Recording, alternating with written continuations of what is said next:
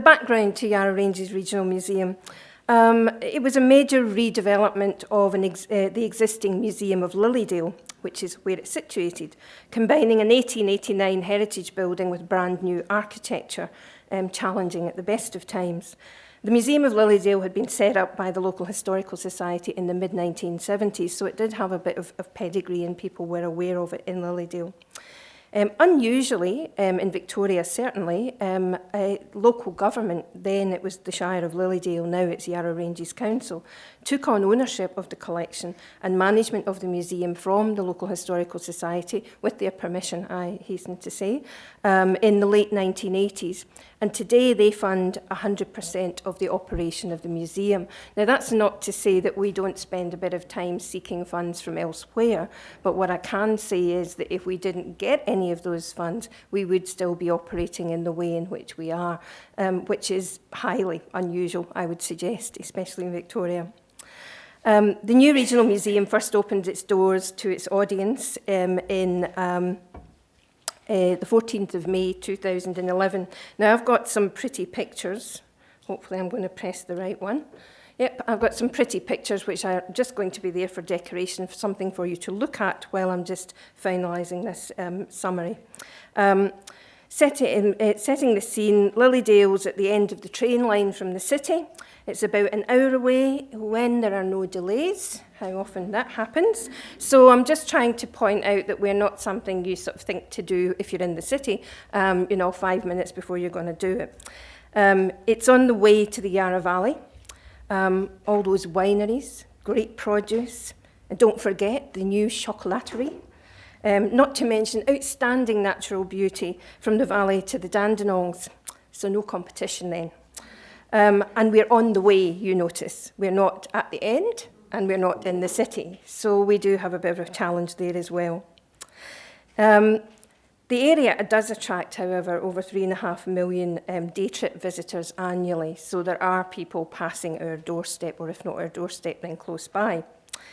What's the museum experience? The museum experience, we know that we're in an enviable position at the museum. We've never had someone walk in and comment negatively on the space. So we have something there that people, in fact, the words that we hear are, wow, unexpected. Unexpected is a word we hear again and again from people. They don't expect to see what that experience is in that place. And we hear beautiful. We also hear from a lot of visitors that they didn't know the museum was there. And I timed it perfectly with the slide where nobody is there, but that was before we opened, I hasten to add. They didn't know the museum was there, that some of them still experience some difficulty in actually finding us. We are 2.5 years on, undoubtedly, still building the business. So what is our business?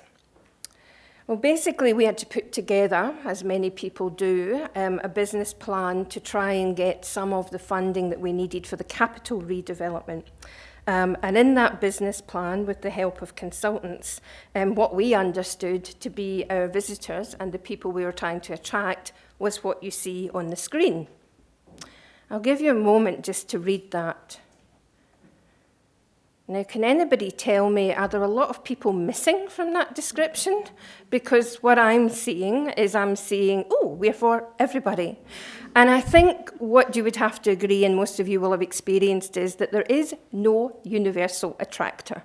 There's many things that try to be, but there's no universal attractor. And therefore, it's all very well saying that at times, if we think about it, we may have things that appeal to these particular groups, but we do actually need to think about who our audiences are.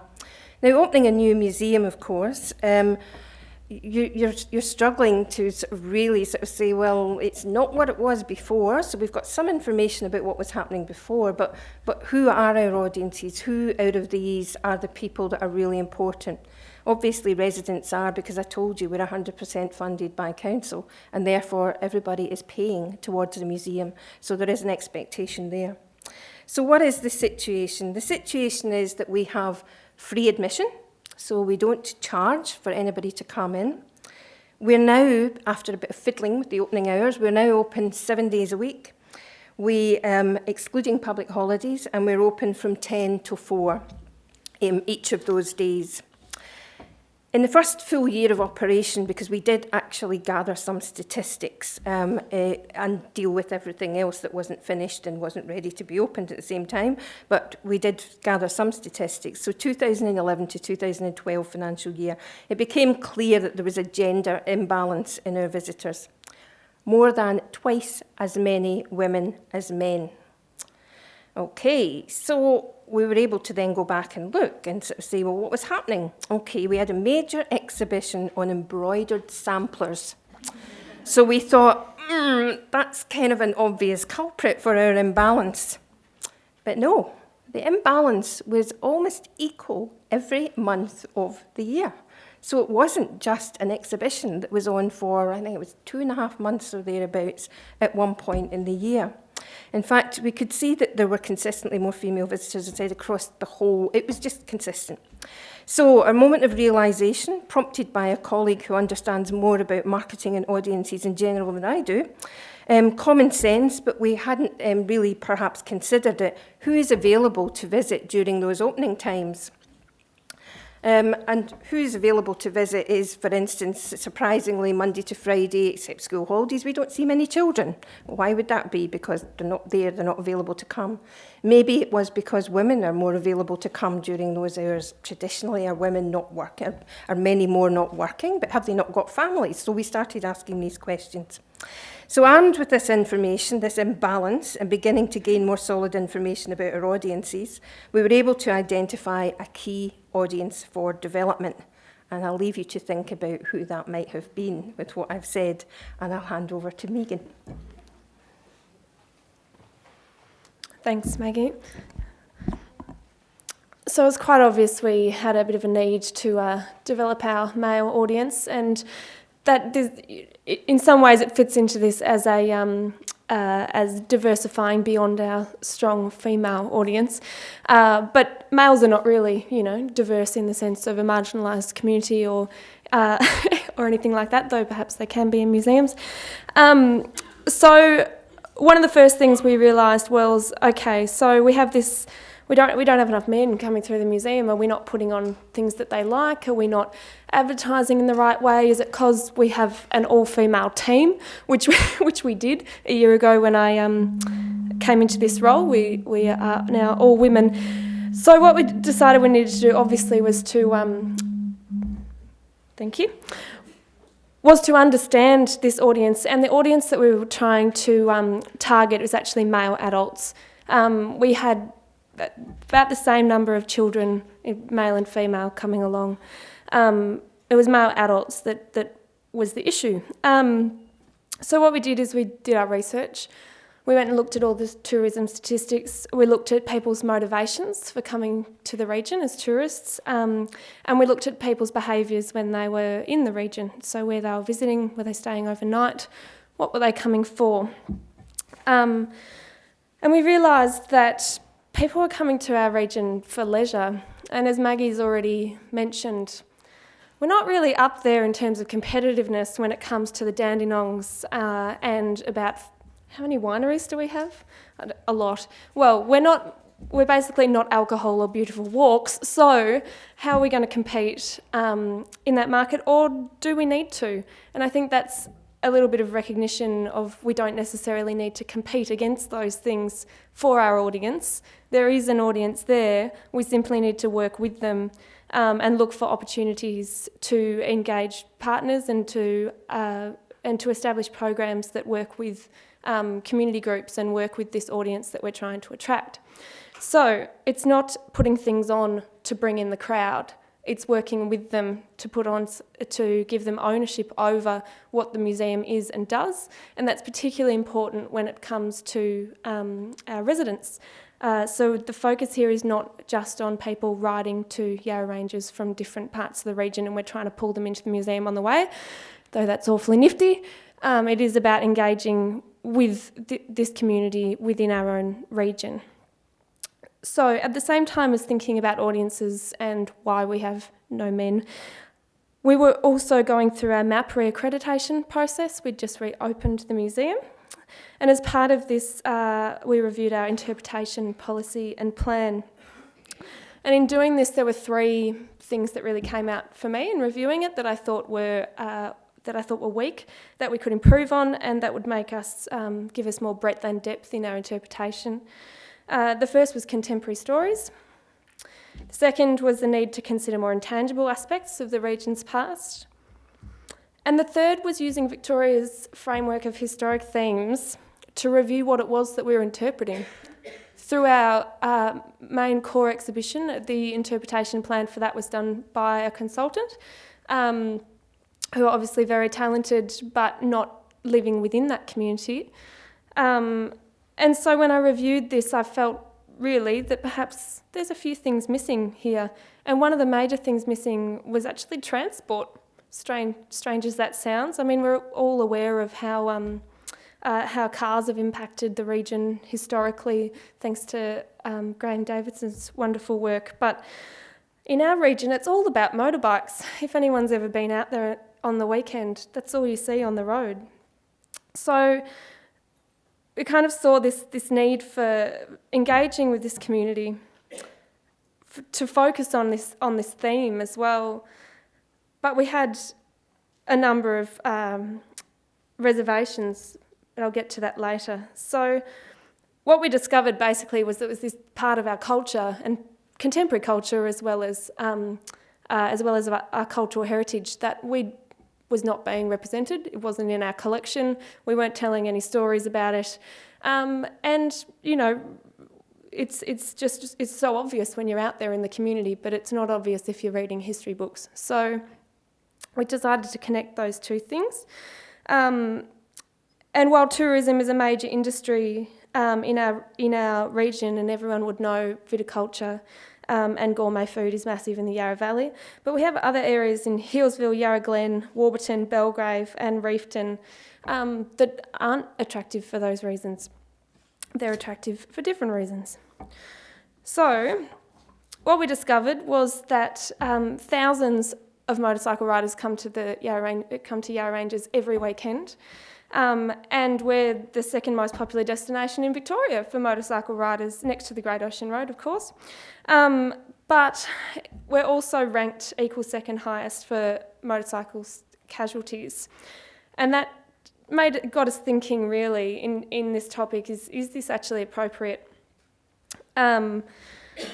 We've already mentioned, and I'm not sure whether people actually do know the difference between what a bikie and a biker is, but that's possibly the biggest contention. And when our seminar was introduced, it was actually about engaging outlaw groups. Well, I can say from the outset that I don't think any local government would support us engaging outlaw groups in our museum program. And look, there are a lot of negative perceptions around motorcycle riders.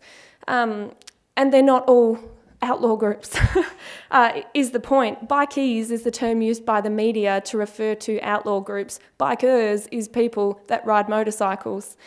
Even for the people within that community, it's a real sticking point. There's so many negative perceptions. People see them in the street and they cross the road. How does that feel? That's a marginalised community within our region. As strange as that might sound. So we realised there was this community out there, and that and when we started talking to people, they're actually actively looking for places where they're welcome. So yeah, just to add to that as well, we felt quite strongly that it needed to have a bit of a road safety message because of that. You know, we're the second most popular, but we also have the second most accidents, but we didn't want that to be the agenda of what we were trying to do. And we also had the issue of having no objects, but to me that's great because off we go. It's time for some community engagement. So what we decided when we thought about all those issues was that really we're trying to attract an audience, but we're scared of them. What are we going to do? They're wearing leather jackets, they're all, there's all these perceptions around them. They're in gangs, there's gang warfare, crime, drugs, abuse, secrecy. This is what people think of motorcycle riders. So we decided that not to fear our audience, and like any community, there's a lot of nuances that you need to understand within that community. And if you're going to do that, you need to go and talk to people. You can't just go, oh, actually, that's a bit scary. And our job and the fact that we are funded by local government means that we are connected with our community. So we decided to be a bit edgy, and one of Maggie's favourite things about our museum is that we are on the edge of Melbourne, so we like to be edgy. We decided not to fear our audience, and we just decided to work out how we were going to navigate this. And thankfully, we have a community safety team within council that works with motorcycle riders, motorcycle advocacy groups, to try and improve those statistics on our roads. So they were our first step. We also have formal community engagement processes within local government, which we looked at and kind of mapped out how we were going to do this. We also worked with our communications team around messaging, because what we didn't want was, believe it or not, outlaw groups. Piggybacking, I guess, was a fear. But we also started by speaking with shops, businesses and biker clubs across the regions once we started to begin to understand who they were. And historical societies, we also had a number of council staff that are motorcycle riders, so we started with them. We kept going, we worked through TAC, RACV, Vic Roads, and government advisory groups about motorcycle riding as well. And people started getting more and more interested. And one of the groups that got heavily involved was actually the 59 Club of Australia, who have a Yarra Valley chapter. They ride through Healesville every weekend. And the reason that they wanted to be involved was they had never had someone from local government or from government contact them about something positive about what it was that they were doing. Local government, we are the regulation makers. We go out there and we are the ones that have to tell them to move on from that cafe they're at because they're intimidating everyone's customers. And we're the ones that put the, street signs up and, tell them they're not allowed to ride there and not allowed to ride here. And so what they wanted to do was actually to make it known that motorcycling was a really positive thing, and that there is this distinction. They're not all outlaw groups at all. They're mostly older men, and I'll give them that, older men who want to go for a ride and enjoy the beautiful scenery and the sense of freedom that they get from that. And this, being able to tell this historically was quite important, because it was in the late 60s in Australia that huge motorcycling culture, that sense of freedom really came over from America to Australian culture. And we saw, films like Easy Rider were massive, and there was other ones like Stone, which was a particularly Australian one. But it really infiltrated Australian culture, and the way that it evolved.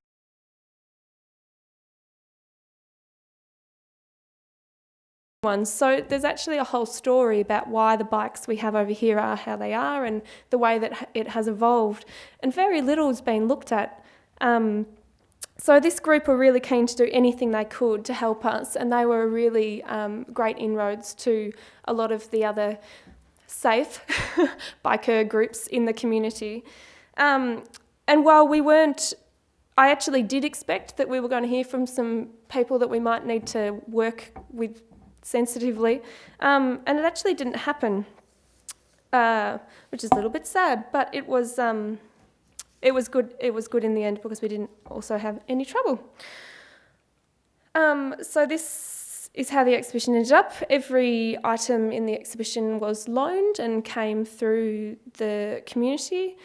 I had a video, but I just realised I didn't give that to you earlier.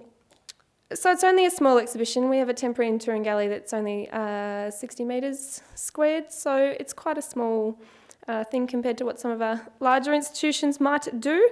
And I think we had 6 motorbikes in the exhibition, as well as a whole lot of other ephemera. And it told the story of the evolution of motorcycle riding in Melbourne, but specifically Yarra Ranges. So, did we succeed?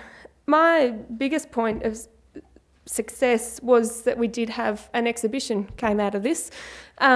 and a range of programs as well. But we had a lot of buy-in from the riding community. We didn't have any trouble. We had plenty of dodgy photos in the papers, such as this, and we did have a lot of men, which was fantastic. So we also got exposure through the motorcycle networks, and at the launch of the exhibition, the 59 Club organised a show and shine event, which was quite a common thing.